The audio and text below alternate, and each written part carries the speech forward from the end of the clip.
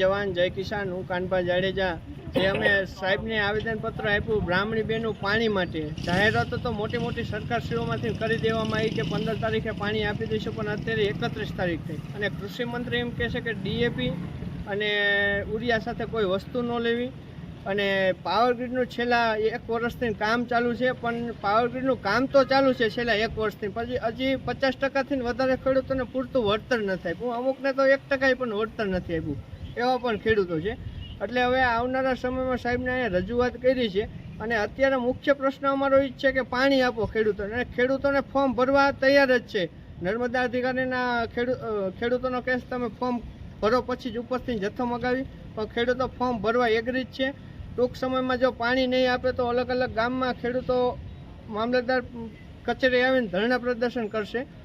જય જવાન જય કિસાન. તમે કહો છો ખાતરની અછત છે, ખાતરની અછત તો કઈ રીતે અને શું આપે આવી? જો આપણા કૃષિ મંત્રી કહે છે કે એમના ભાઈ આ નિવેદનો હોય જ છે કે ઉરિયાન ડીએપી નેનો કાંઈ લેવું નહીં, પણ મંડળીઓ અને પ્રાઇવેટ મંડળીઓ ખેડૂતોને ફરજિયાત નેનો ઉરિયા અને ન લેવાની વસ્તુ આપે છે, પણ તોય ખેડૂતો લે છે.